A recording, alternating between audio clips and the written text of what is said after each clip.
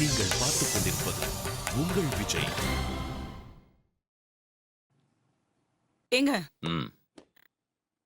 ஜெயந்தியோட இந்த மனமாற்றத்துக்கு காரணம் மணிபாரதிய பத்தி ஏதாவது விஷயம் ஜெயந்திக்கு தெரிஞ்சிருக்குமா? ஆஹா, பிரச்சனை அந்த மணிபாரதினால மட்டும் இருக்காது, பிரியங்காவால கூட இருக்கலாம். ஏன் சொல்றேன்னா, ஷாலினி மாதிரி ஒரு நல்ல பொண்ணு அவங்க வீட்டுக்கு மருமகளா வந்திருக்காளேன்னு பிரியங்காவை தலையில வச்சுக்கிட்டு ஜெயந்தி ஆடினா இல்லையா? இப்போ தான் செய்ததெல்லாம் தப்புன்னு சொல்றான்னா அப்ப என்ன காரணம்? ஓகே, காரணம் எதுவா இருந்தா நமக்கு என்ன? அந்த பொண்ணோட அளவுக்கு மீறின பணிவு, காலில் விழுந்து கும்பிடுறதெல்லாம் பார்க்கும்போதே எனக்கு சந்தேகம் அவ சரியில்லைன்னு. இந்த பொண்ணை போய் ஷாலினியோட சமப்படுத்தி பேசினா எப்படி சொல்லு? எங்க நீங்க வேறங்க, சும்மா இருங்க. உங்களுக்கு ஒரு ஆள் மேல சந்தேகம் வந்துச்சுன்னா உடனே உங்களை தப்பானவங்க நினைச்சிடுறதா? பிரியங்கா மேல ஏதோ ஒரு டவுட் வந்திருக்கலாம், அதுக்காக அந்த பொண்ணை கெட்ட பொண்ணுன்னு சொல்லிட முடியுமாங்க? ஏமா, பிரியங்கா யாரு, அவ அப்பா அம்மா யாரு, நெருங்கிய சொந்தக்காரங்க எல்லாம் யாரு, இது எல்லாமே பேக்ரவுண்ட் தெரிஞ்சுக்கணும் இல்லையா? இது எதுவுமே கர்னல் சார் விசாரிக்கவே இல்லை. ஒண்ணு நம்ம கிட்டயாவது கேட்டு இருக்கலாம். சம்மதம் சொன்ன உடனே கல்யாணம் பண்ணிட்டாங்க. என்னமோ எனக்கு அதெல்லாம் பிடிக்கவே இல்லை. இந்தங்க தண்ணி குடிங்க.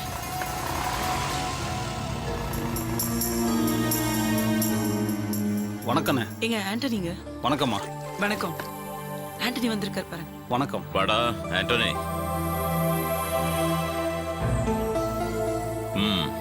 வா வா, என்னோட வா.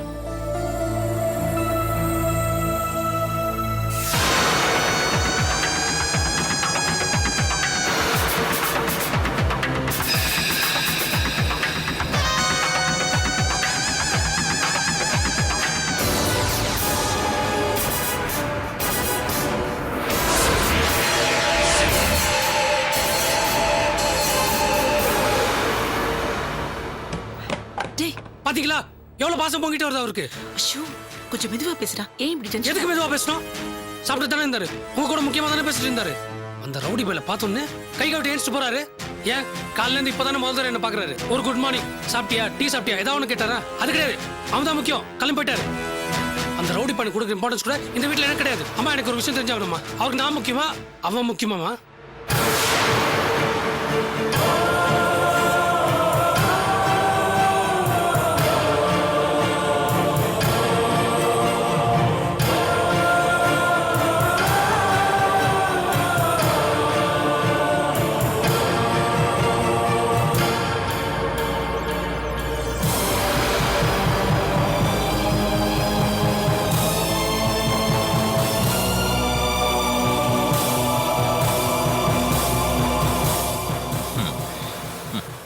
கஷ்டமா இருக்குடா. இப்படி சொல்றதுக்கு எனக்கு ரொம்ப கஷ்டமா இருக்கு. என்ன பண்றது? அவனுக்காக சொல்ல வேண்டியதா போச்சு.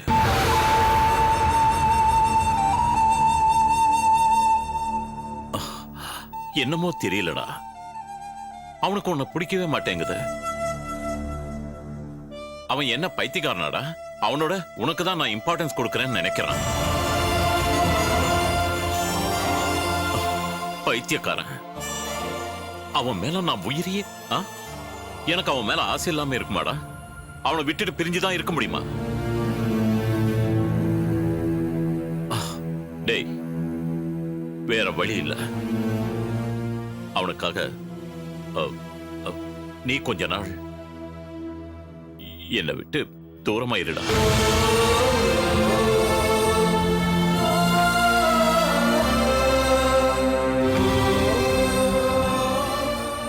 ஒண்ணு செய்டா, என்ன பார்க்கறதுக்கு நீ இந்த வீட்டுக்கு வராத.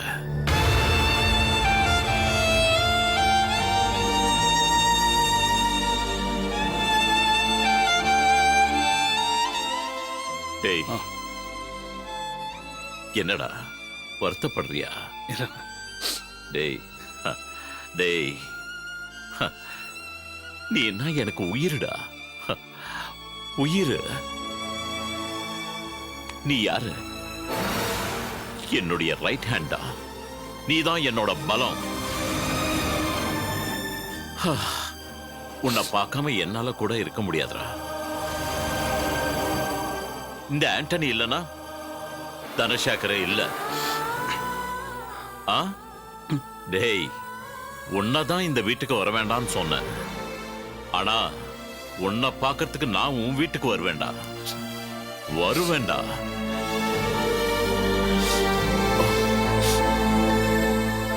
சரிண்ணா, நான் கிளம்புறேன். இல்லை, நான் போறேண்ணே. டேய், போறேன் என்ன அப்படி எல்லாம் சொல்லக்கூடாது. போயிட்டு வரேன்னு சொல்லு. வா. ஆசீர்வாதம் பண்ண. போயிட்டு வரேண்ணே. ஆண்டனி,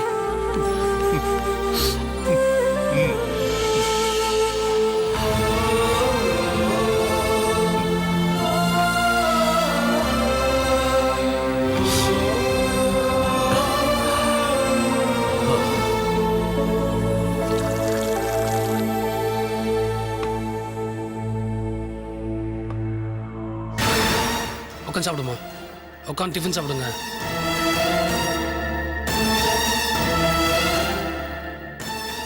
நான் போறேம்மா.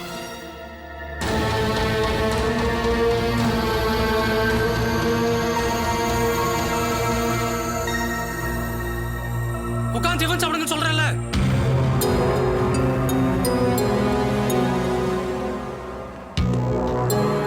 என்னங்க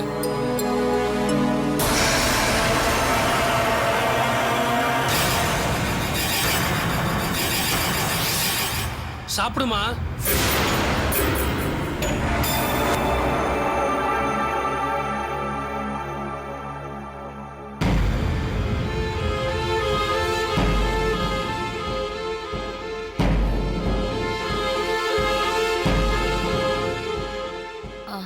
என்னங்க ரொம்ப பலமான யோசனையில இருக்கீங்க போல இருக்கு.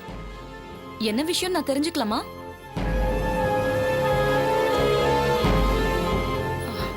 உங்களுக்கு சொல்ல இஷ்டம் இல்லைன்னா பரவாயில்ல. நில்லு. நேத்து நான் உங்க தாத்தாவை பார்த்தேன்.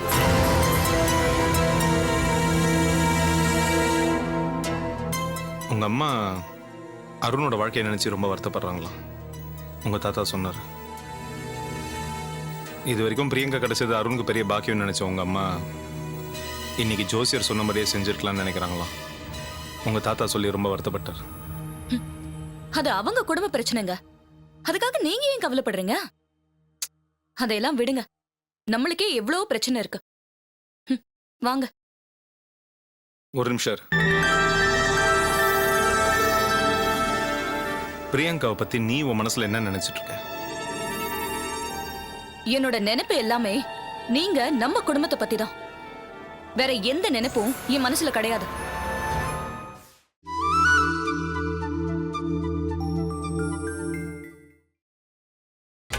நீங்கள் பார்த்துக் கொண்டிருப்பது உங்கள் விஜய்.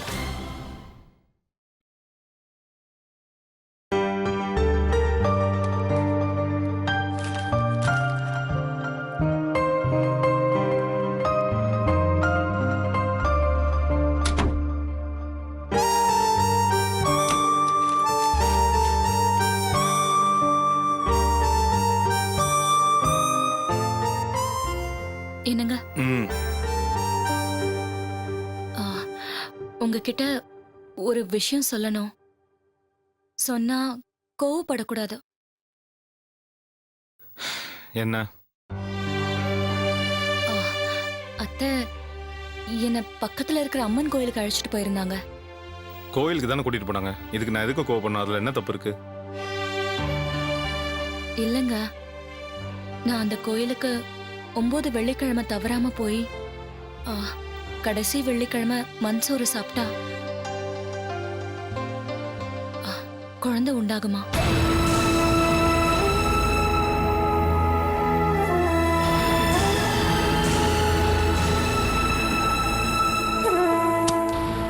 என்ன மலா நீ? எங்க அம்மா தான் சொல்றாங்கன்னா உனக்கு எங்க போச்சு? இல்லங்க, அத்தை கோயிலுக்கு வாணி கூப்பிடும்போது நான் வரமாட்டேன்னு சொன்னா நாம எதையும் மறைக்கிறோன்னு அவங்க சந்தேகப்பட மாட்டாங்களா? அதனால தான் நான் போயிட்டு வந்தேன்.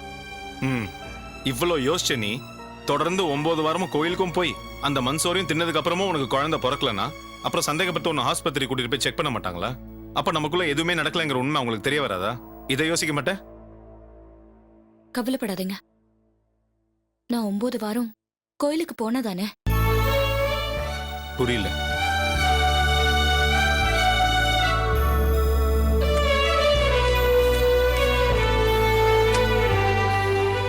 இது பாருங்க, புரியும்.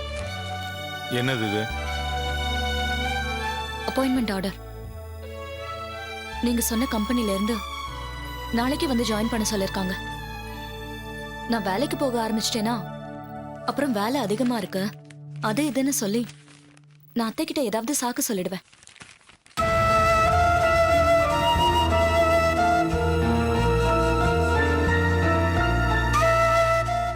இதெல்லாம் நான் சமாளிச்சுக்கிறேன். இந்தாங்க, நீங்க பாலை குடிச்சிட்டு படுத்து தூங்குங்க.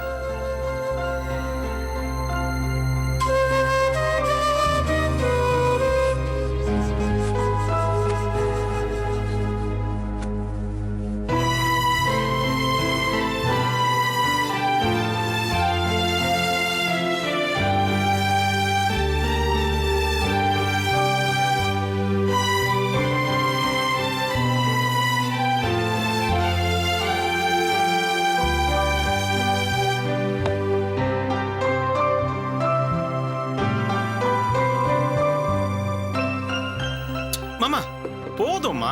நல்லா சாப்பிடுறா. முன்ன மாதிரி நீ நல்லா சாப்பிடுறதே இல்ல. வயிறு ஃபுல் ஆயிடுச்சு, அதுக்காக நான் எவ்வளவுதான் சாப்பிட முடியும்? பரவாயில்ல, சாப்பிடு. சரி போதும் விடுங்க. அத்தை, நான் ஆபீஸ் கிளம்புறேன். வாமா, நீ வந்து சாப்பிட்டுட்டு கிளம்பு. வேண்டாம், நான் டிஃபன் எடுத்து வச்சுக்கிட்டேன், அங்கேயே போய் சாப்பிட்டுக்கிறேன். ஏமா, என்ன அவசரம்? சாப்பிட்டுட்டு போலாம்ல. இல்ல அத்தை, புது ஆபீஸ், அட்ரஸ் வேற கண்டுபிடிக்கணும். முதல் நாளே லேட்டா போனா நல்லா இருக்காதுல்ல. நான் கிளம்புறேன். என்னது, புது ஆபீஸா? முதல் நாளே லேட்டா போக வேண்டாமா? நீ என்ன சொல்ற? இல்ல அத்தை, பழைய ஆபீஸ் தான். பழைய ஆபீஸ்ல ஷிஃப்டிங் நடக்குதுன்னு நான் உங்ககிட்ட முன்னாடியே சொல்லிருந்தேன்ல. புது பில்டிங் அட்ரஸ் கண்டுபிடிக்க லேட் ஆகும்ல, அதான் அப்படி சொன்னேன். ஓ அப்படியா? அப்போ மத்தியான சாப்பாடு கேண்டீன்ல சாப்பிட்டுக்கிறேன். சரிம்மா, சரி, போயிட்டு வரேன் அத்தை. வரேங்க. ஒரு நிமிஷம் இரு. இதோ நானும் சாப்பிட்டு முடிச்சிட்டேன், நானும் கிளம்புறேன். நானே உன்னை இறக்கி விடுறேன்.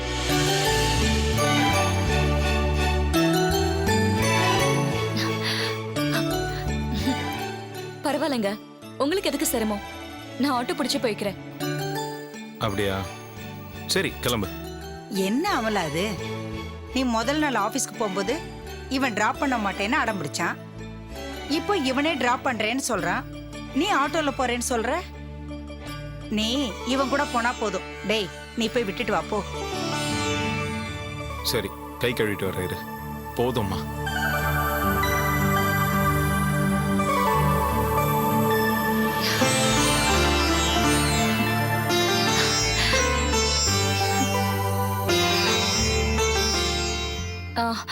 அத்தை, நீங்க உட்காருங்க, நான் பரிமாறுறேன். அதெல்லாம் இருக்கட்டும், நீங்க கிளம்புனதுக்கு அப்புறம் நான் பாத்துக்கிறேம்மா. நீங்க கிளம்புங்க. என்னங்க, நல்ல வேலை. ஆபீஸ் விஷயத்தை பத்தி அத்தை கேட்ட உடனே எங்க நான் உளறிடுவேணும்னு பயந்துட்டு இருந்தேன். எப்படியும் நான் சமாளிச்சிட்டேன். சமாளிக்கிறது என்ன உனக்கு பெரிய விஷயமா என்ன? நீ தான் சூப்பரா நடிக்கவே செய்வியே. எந்த அர்த்தத்துல இப்படி சொல்றீங்க? அம்மா தாயே, நான் எந்த அர்த்தத்திலயும் சொல்ல. முதல் நாள் ஆபீஸ்க்கு போற, பைக்கை ஸ்டார்ட் பண்ணிட்ட, சண்டை போடாத, ஏறி உட்கார்.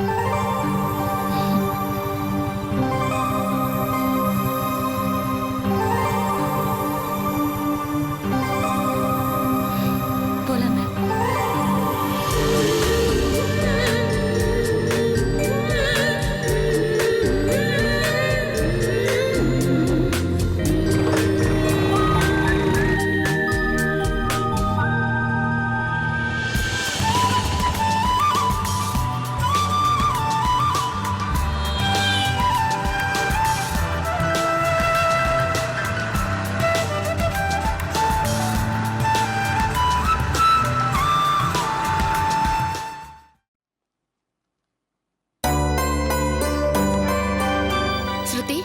இந்த ஃபைலை சார் ரூம் அனுப்பிடு. ஓகே.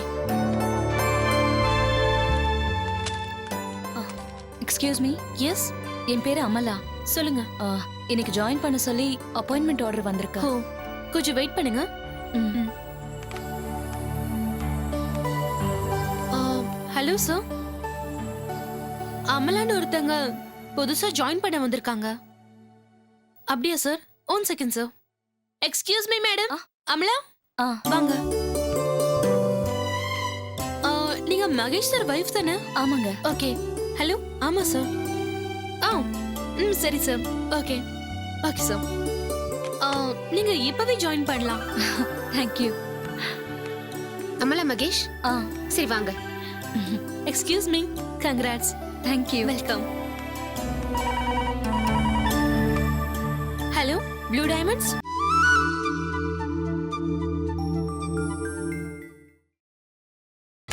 நீங்கள் பார்த்துக் கொண்டிருப்பது உங்கள் விஜய்.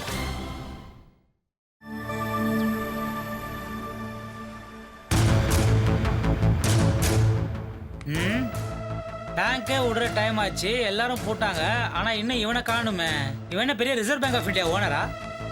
ஓஹோ, ஒருவேளை பேங்க்ல உட்காந்து ஏதாவது பொண்ணை கடலை போட்டுக்கிறானோ? சேச்சே, நம்ம போய் அது மாதிரிலாம் இல்லையா, ஞான பழமாச்சே. ஆ தம்பி, இது மகேஷ். இது மெதுவா. என்ன தம்பி, உன்னை பார்க்கறதுக்காக நான் இங்கே தேவடு காத்துனுக்கிறேன், நீ என்னை பார்த்துட்டு கண்டுக்காம போயினுக்கிறியா? என்ன எதுக்கு பார்க்கணும்? என்ன விஷயம்? என்ன கேள்வி மகேஷ் இது? நான் உன்னை பார்க்க இங்க இவ்வளவு நேரம் தேவடு காத்துட்டு இருக்கனால அது முக்கியமான விஷயம் தான் உனக்கு தெரியாதா? என்ன அப்படி பாக்குற தம்பி? பொண்டாட்டி அமலா என்கிட்ட பேசினா ரொம்ப அன்பா பாசமா பிரியமா பேசும். உனக்கு தான் என்னமோ ஆரம்பத்துலேருந்தே என்னை கண்டா பிடிக்கல. என்னை பார்த்தாலே மூஞ்சிய திருப்பிக்கிற. இப்போ என்னன்னு தெரியல, உன் மாமியார் கூட என்கிட்ட சரியா பேச மாட்டாங்க முன்ன மாதிரி. ஒருவேளை உன்னோட உண்மையான குணம், நல்ல எண்ணங்கள்லாம் இப்பதான் உங்களுக்கு புரிஞ்சிருக்கும். கரெக்டு. எனக்கு கெட்ட குணம் தான். கெட்ட குணம்னா என்ன? மனசுல ஒண்ணு வச்சுன்னு வெளியில பொய்யா பேச தெரியாது. உண்மையை போட்டு டப்புன்னு ஒச்சிடுவான் இந்த சத்யசீலன். அதனாலதான் பிறந்த உடனே எங்க அப்பா அம்மா எனக்கு கரெக்டா சத்யசீலன் பேர் வச்சுக்கிறாங்க. அது அப்படி கிடையாது. நீ பேசுறது எல்லாமே பொய். அதனால உன் பேர்ல ஒரு ஓரமா சத்தியம் இருக்கட்டும்ங்கிறதுக்காக தான் சத்யசீலன்னு பேர் வச்சிருப்பாங்க. இப்ப எனக்கு எதுக்கு அந்த பேரை வச்சாங்கன்னு பேசி டயத்தை வேஸ்ட் பண்ண வேண்டிய அவசியம் இல்லை.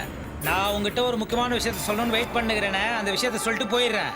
உங்க மாமியாருக்கு ஏதோ பிரச்சனை இருக்குதுன்னு நினைக்கிறேன். பசங்களுக்கு பாடம் நடத்தும் போது கூட அவங்களுக்கு மனசு சுத்தமா அதுல இல்ல. எதையோ கண்டு மிரண்டு போய்கிறாங்கன்னு நினைக்கிறேன். இவங்க ஒழுங்கா வேலை செய்யறது இல்லைன்ற நியூஸ் பிரின்சிபால் காதுக்கு போய் இவங்களை கூப்பிட்டு டெம்பரரி லீவ், அதான் சஸ்பென்ஷன் ஆர்டர் கொடுத்து வீட்டுக்கு அனுப்பிச்சுக்கிறாங்க.